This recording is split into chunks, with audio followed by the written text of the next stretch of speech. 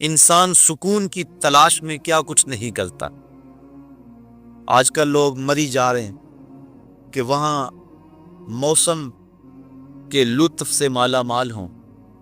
کوئی پربتوں کی کتاروں میں سکون تلاش کرتا ہے، کوئی عالی نصب کوٹھیوں میں سکون تلاش کرتا ہے، کوئی خوبصورت عورت کے پہلو میں سکون تلاش کرتا ہے، کوئی دولت کے انبار میں سکون تلاش کرتا ہے۔ اقتدار کی بچھی ہوئی مسندیں سکون آور سمجھی جاتی ہیں، لیکن پوچھ لو ان سب کو کہ سکون ہے؟ نہ عالی نصب کوٹھیوں میں سکون، نہ عظیم الشان بنگلوں میں سکون، نہ اقتدار کی بچھی ہوئی مسند پہ سکون۔ سکون بندہ وہاں سے ڈھونڈ رہا ہے جہاں سکون ہے ہی نہیں۔ کیسے سکون ملے گا؟ سکون باہر سے نہیں آتا، سکون کے سوتے تو اندر سے بوٹتے۔ وقتی طور پہ ان چیزوں سے کوئی تھوڑا سا دل بہل جاتا ہے، لیکن حقیقی سکون ان چیزوں سے نہیں۔ اقتدار مل گیا، دولت مل گئی، شہرت مل گئی، عزت مل گئی تو وقتی طور پہ جو ہے وہ خوشی ہوئی اور اس کو بندہ باز کا سکون سمجھ لیتا ہے، لیکن وہ سکون نہیں ہوتا، وہ وقتی ایک مسرت ہوتی ہے جو ظاہر ہو جاتی ہے۔ سکون کے سوتے اندر سے بوٹتے ہیں۔ میں مثال دیا کرتا ہوں کہ جتنی مرضی بارش برسے، کبھی بارش کے پانی سے کنواں نہیں بھرتا۔ اوپر سے جتنی مرضی بارش آئے، وہ چند قطرے پانی کے کنویں کے اندر آ جائیں گے۔ کنواں کیسے بھرتا ہے؟ نیچے سے جو سوتے پھوٹتے ہیں وہی کنویں کو مالا مال کرتے ہیں۔ اسی طرح سکون کے سوتے باہر سے نہیں اندر سے پھوٹتے ہیں، اور وہ دل سے پھوٹتے ہیں۔ اس لیے فرمایا الا بذکر اللہ تطمئن القلوب، اگر سکون ڈھونڈتے ہو اس کا نام جپو، تمہارے دکھی دل کو قرار آ جائے۔ تو سکون اس کی یاد میں ہے، سکون اس کے ذکر میں ہے۔ اور بعض عقل پرست لوگ کہتے ہیں کہ یاد کرنے میں، ذکر کرنے میں سکون کیسے ملے گا، جبکہ موجودہ سائنس نے اس بات کو تسلیم کیا ہے کہ جو الفاظ ہیں ان کے اثرات ہوتے ہیں۔ آپ پھول کا نام لیں تو طبیعت میں خوشی آئے گی کہ نہیں آئے؟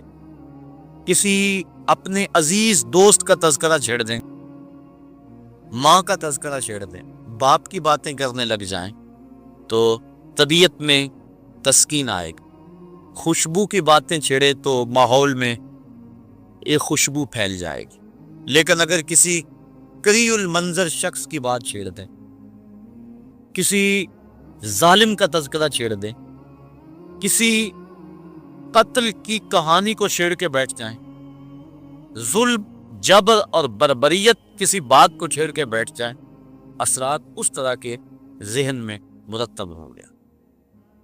کسی پرانے دکھ کی بات چھیڑیں تو ان باتوں میں وہ دکھ تازہ ہو جائے گا۔ کسی خوشی کا تذکرہ کریں تو چہرے پہ مسرت پھیل جائے گی۔ دکھ زیادہ ہو جائیں، بات مدینے کی چھیڑ دیں، دکھ دور ہوں گے کہ نہیں ہوں گے؟ حضرت شیخ شبلی علیہ رحمہ بہت بڑے بزرگ گزرے ہیں۔ آپ معارف اسم ذات بیان فرما رہے تھے کہ اللہ کا نام لینے سے دل میں سکون آتا ہے اور دل کی کیفیت بدلتی ہے، من میں اجالے اور روشنیاں پیدا ہوتی۔ بو علی سینا جو اس دور کا بہت بڑا فلسفی تھا، وہ اس مجلس میں موجود تھا۔ وہ کہنے لگا یہ آپ نے عجیب بات کہہ دی، اللہ تعالیٰ کی ذات تو مؤثر ہے لیکن نام میں کیا رکھا ہے؟ ہمارے جو فلسفی حضرات ہیں وہ ہر چیز کی 4 شکلیں بیان کرتے، ہر شے کی 4 شکلیں ہیں، ایک شکل خارجی، ایک شکل ذہنی، ایک شکل کتابی اور ایک شکل لفظی۔ مثال کے طور پہ ہم آگ لفظ بولیں، ایک آگ تو وہ ہے جو باہر روشن اور جل رہی ہے، اس میں ہاتھ لگائیں گے تو جل جائے گا ہاتھ۔ دوسری آگ وہ ہے جو زبان سے لفظ آگ ہم بول رہے ہیں۔ تیسرا، جب لفظ آگ کہیں گے تو دماغ میں اس کا تصور آئے گا۔ اور چوتھا، کاغذ کے اوپر آگ چھاپ دیں، اس کی تصویر بنا دیں تو یہ شکل کتابی ہو۔ اس میں اصل شکل جو ہے وہ اس کی شکل خارجی ہے۔ اس طرح وہ فلسفی حضرات کہتے ہیں کہ ہر شے کی 4 شکلیں ہیں. حقیقی شکل خارجی ہی ہوتی ہے. آگ کہنے سے ہونٹ نہیں جلے. کاغذ پہ آگ کی تصویر چھاپ دیں تو اس سے کاغذ جل نہیں جائے گا. آگ کا تصور کرنے سے ذہن جلے گا نہیں. لیکن وہ جو خارج میں آگ موجود ہے اس میں ہاتھ لگائیں گے, اس کے قریب جائیں گے تو ہاتھ بھی جلے گا اور آپ کو تپش اور حدت کا احساس بھی ہوگا. تو وہ خارجی جو اس کی صورت ہے وہی اس کی صورت اصلی ہے, باقی اعتباری سے. تو وہ کہتے ہیں اللہ کی ذات تو مؤثر ہے لیکن نام کہنے سے, نام لینے سے کیا ہوگا. تو حضرت شیخ شبلی علیہ رحمہ نے ابو علی سینا کو سمجھایا کہ نہیں میاں, نام میں بھی اثر ہوتا ہے, نام میں بھی تاثیر ہوتی ہے. وہ کہنے لگا نہیں, مؤثر تو صرف صورت خارجی ہوتی, لہذا میں اس بات کو تسلیم کرنے کو تیار نہیں. ضد میں آ گیا. میں نے عرض کر دیا کہ بزرگوں کا ایک اپنا طریقہ ہوتا ہے. تو حضرت شیخ شبلی تھوڑا سا غصے میں آ گئے اور فرمانے لگے ابو علی سینا, میں تیرے سے کیا بات کروں, تو گدھا ہے. اس کے سرخیاں آگی چہرے میں, غصے سے لال بیلا ہو گیا. مجھے گدھا کہا بڑی مجلس میں, اتنا بڑا فلسفے کا امام, زمانہ میرے نام کا معترف, اتنی کتابیں میں نے لکھی. تو حضرت شیخ شبلی مسکرا پڑے, فرمانے لگے دیکھا نا گدھے کے نام سے تیرے چہرے کا رنگ بدل گیا. تو کہا جب گدھے کے نام میں اتنا اثر ہے کہ تیرے چہرے کا رنگ بدل سکتا ہے تو کیا اللہ کا نام لینے سے دل کا رنگ نہیں بدل سکتا؟ تو اس کا نام لوگے تو دل بدلے گا اور دل قرار پائے گا, دل کو نور نصیب ہوگا اور دل کو اجالا ملے گا اس کے بابرکت نام لینے سے. اس لیے جب زبان سے بندہ اللہ اللہ کہتا رہتا ہے تو اس کے اثرات اس کے دل پر مرتب ہوتے ہیں, اور کثرت سے ذکر کرنے والا شخص اس کا دل پر نور ہو جاتا. بلکہ ہم نے تو تصوف کی کتابوں میں پڑھا ہے, جب کوئی شخص ایک مرتبہ اللہ کہتا ہے اللہ تعالیٰ اس کی طرف نظر رحمت سے دیکھتا ہے, اور جس کی طرف اللہ تعالیٰ نظر رحمت سے دیکھ لے اس کے 70 گنا جل کے راکھ ہو جاتے. اور جس نے اٹھتے بیٹھتے چلتے پھرتے وظیفہ یہی رکھا, پھر اس کے من میں کتنے اجالے اتریں گے, کتنی روشنیاں اس کو نصیب ہوں گی. تو کہا یا ایھا الذین آمنوا اذکروا اللہ ذکرا کثیرا, اے ایمان والو اپنے رب کا کثرت سے ذکر کرو. اور میرے اور آپ کے آقا و مولا حضور نبی رحمت صلی اللہ علیہ وآلہ وسلم نے ارشاد فرمایا اللہ کا ذکر اس انداز سے کرو کہ لوگ تمہیں مجنون کہیں یہ تو پاگل ہو گیا. بلکہ ایک روایت امام طبرانی نے بیان فرمائی ہے کہ اللہ کا ذکر اس طرح کرو کہ منافق تمہیں تانا دے کہ ریاکاری کر رہے, اس انداز کے ساتھ تم اس کا ذکر کرو. میرے حضور قبلہ عالم فرماتے ہیں اٹھ دی بیندی ٹر دی پھر دی, ستے آنتے جاگ دی, نام جھپ دی روتے کھپ دی, ویخ سر اس راگ دی, نام جپیاں قرب ملدا, نام دی کر پوری سام, شیشے بچ کستوری جے کر پھر ضرورت کاگ دی. تیرے تو سب کچھ اندر ہی رکھا ہوا ہے, تو ذرا غور تو کر, تفکر تو کر, ذرا اس کو آواز تو دیکھ کے دیکھ. تیرے من سے آوازیں نہ آئیں تو کہنا اندر بوٹی مشک مچایا اتے جان پھلن تے آئی ہو. تو نے در در کیا جانا ہے, سب کچھ تو تیرے اندر رکھا ہوا ہے. وہ کہتے ہیں ایک سنیارا کا بمبئی کا رہنے والا یہاں ہمارے نہیں لاہور میں آ گیا, پرانے دور کی بات ہے. اس کے پاس بڑے قیمتی موتی تھے. اس نے کسی مجلس کے اندر اپنے موتی کھولے اور ایک موتی کہنے لگا یہ شب افروز ہے, رات کو چمکتا ہے. جب اس نے سامان سمیٹا اور اٹھ کے جانے لگا تو ایک چور بھی اس مجلس میں بیٹھا ہوا تھا. کہنے لگا حضرت کہاں کے ارادے ہیں؟ کہا بمبئی جا رہا ہوں. کہا اس نے اتفاق, ارادے تو میرے بھی بمبئی کے ہیں, چلو اکٹھے چلتے ہیں. وہ جوہری سمجھ گیا کہ یہ اصل میرا ہم سفر نہیں ہے, اس کا دل اس موتی پہ آ گیا ہے. لیکن وہ تھا بڑا سمجھدار, اس نے کہا آ جاؤ. سارا دن سفر میں رہے. جب رات کو سونے لگے تو اس نے اپنی قمیض یا واسکوٹ وغیرہ اتار کے جو ہے وہ لٹکا دی کسی چیز کے ساتھ. یہ اٹھا اور اس نے نظر بچا کے وہ قیمتی موتی اس کی جیب میں رکھ دیا اور خود بے فکر ہو کے سو گیا۔ یہ چور اٹھا، اس کا سامان ٹولتا رہا، لیکن موتی نہیں ملنا تھا، نہ ملا۔ صبح یہ اٹھا اور نظر بچا کے اس کی جیب سے موتی نکال کے اپنی جیب میں رکھ لیے۔ ناشتے پہ بیٹھے کہنے لگا یار وہ تمہارے موتی کی رات کہیں چمک شپک نظر نہیں آئی؟ جیب میں ہاتھ ڈالا، کہا نہیں یار میرے پاس ہی تھا۔ بڑا حیران ہوا، میں نے تو جیب ٹٹولی ہے ظاہر رات۔ اگلے دن اس نے سوچا چلو آج میں مزید کوشش کروں گا۔ اس نے پھر وہی کام کیا، نظر بچا کے اسی کی جیب میں رکھ دیا۔ وہ ساری رات ڈھونڈتا رہا، موتی نہیں ملنا تھا، نہ ملا۔ صبح نظر بچا کے اس نے اپنی جیب میں رکھ لیا۔ صبح ناشتے میں پھر بات چلی، یار وہ آپ کہتے تھے رات کو چمکتا، اس کی کچھ چمک شمک نظر نہیں آئی؟ کہا یار میری جیب میں ہی تھا۔ 2-4 دن ایسے گزرے۔ ایک دن اس نے عزم کر لیا کہ شاید وہ بغل میں رکھ لیتا ہے، منہ میں رکھ لیتا، کہاں رکھتا، آئی تو اس کو میں بیدار بھی یہ ہو جائے تو میں پھر بھی یہ وہ موتی اسے لے لینا۔ وہ اس کے پاس سے پلٹتا رہا، لیکن وہ مست ہے، اس کو پتا ہے موتی محفوظ جگہ پہ ہے۔ اور صبح اٹھا، نظر بچا کے موتی اپنی جیب میں ڈال لیا۔ اس نے پھر بات کی، اس نے کہا کہ یار میرے پاس ہی تھا۔ اس نے کہا میں آج سچی بات بتاؤں، میں تیرا ساتھی نہیں تھا، میں تو تھا چور، میں تو چور تھا۔ اس موتی کی غرض میں تیرے ساتھ ہو لیا تھا، لیکن آپ تو میرے بھی استاد نکلے۔ میں نے بڑی محنت کی، مجھے 3 دن ہو گئے موتی نہیں ملا۔ میں آپ کو استاد مانا، آپ مجھے بتائیں کہ موتی آپ اللہ کتنے کہیں تھے؟ اس نے کہا میاں تو اوروں کی جیبیں ٹٹولتا رہا، کبھی اپنی جیب میں بھی تو ہاتھ ڈال دیا ہوتا، نہ مسجد وچ نہ مندر وچ، لب یار نو اپنے اندر وچ، سب کچھ تو تیرے اندر ہے، تو اوروں کی جیبیں ٹٹولتا رہا۔ سلطان وہ فرماتے نہ کر منت تو خواج خضر دی، تیرے اندر آب حیاتی ہو۔ اور کبھی فرماتے ہیں وچے ہی بیڑے وچے ہی چیڑے وچے ہی ونج مہانے ہو، 14 طبق دلے دے اندر تمبو وانگو تانے ہو۔ سب کچھ تو تیرے اندر ہے۔ اور اقبال کہتا ہے خود ہی کا نشیمن تیرے دل میں ہے، فلک جس طرح آنکھ کے تل میں ہے۔ یہ سب کچھ تو انسان کے اندر رکھا ہوا ہے، بس تھوڑی سی توجہ کرنے کی دیا۔ دل کی تختی جو اس کا نام لکھا ہوا ہے۔ میں نے اس نے عرض کیا تھا کہ اقبال نے کہا تھا حکیم نیٹشے کے بارے میں، قلب مومن دماغش کافر است۔ اس کا دل مومن تھا، دماغ کافر، لیکن ہر شخص کا دل مومن ہوتا ہے۔ تو اس دل کی ایک ایک پرت میں رب کا نام لکھا ہوا ہے۔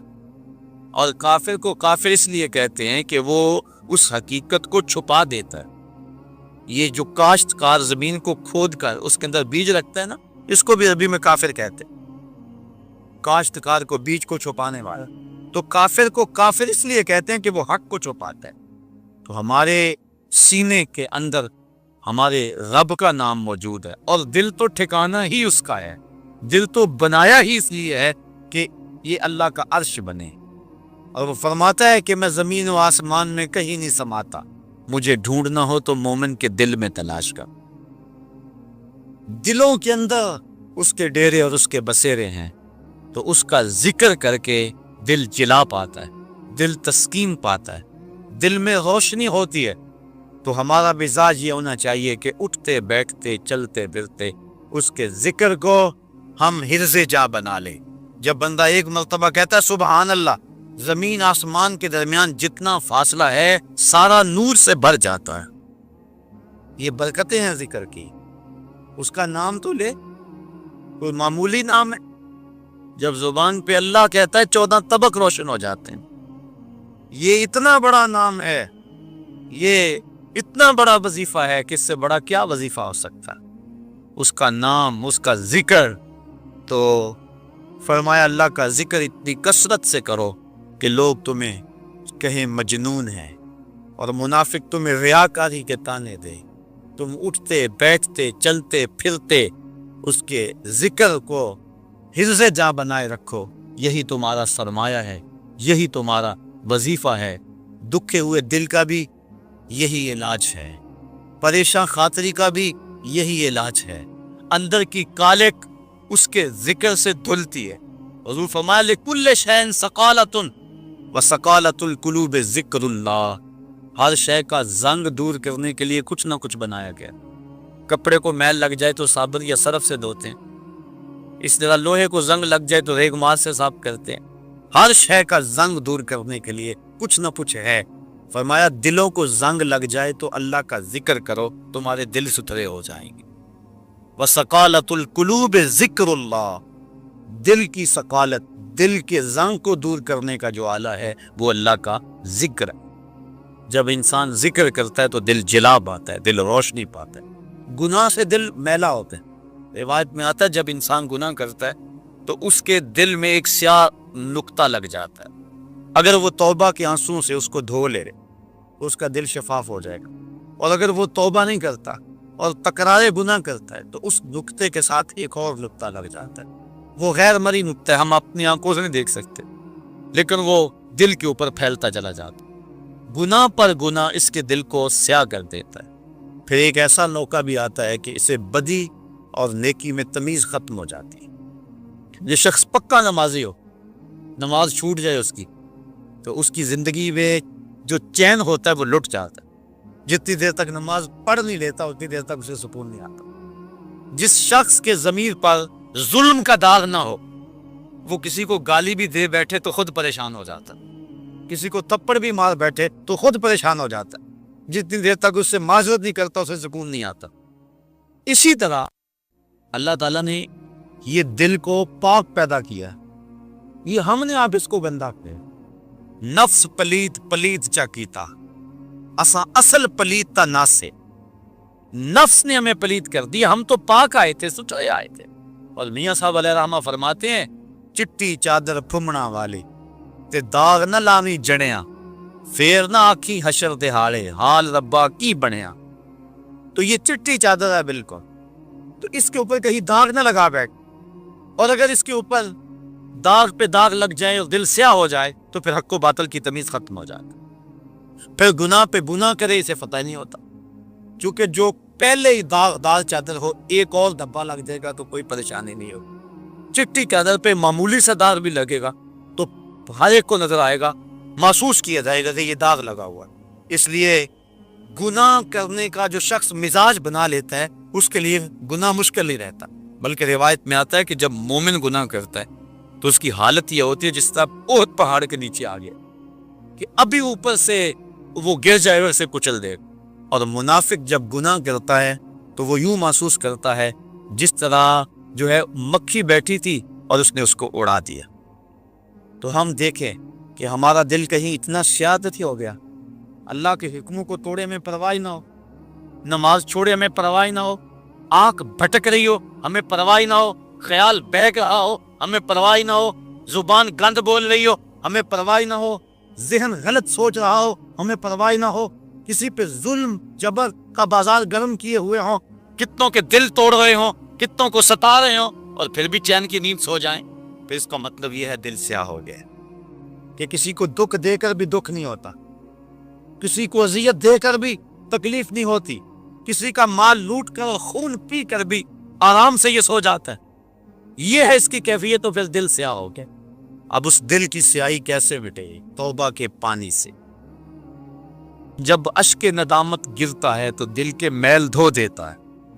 اور دوسرا وَسَقَالَةُ الْقُلُوبِ ذِكْرُ اللَّهِ, اور دلوں کی ثقالت, دلوں کا زنگ اللہ کے ذکر سے اترتا ہے.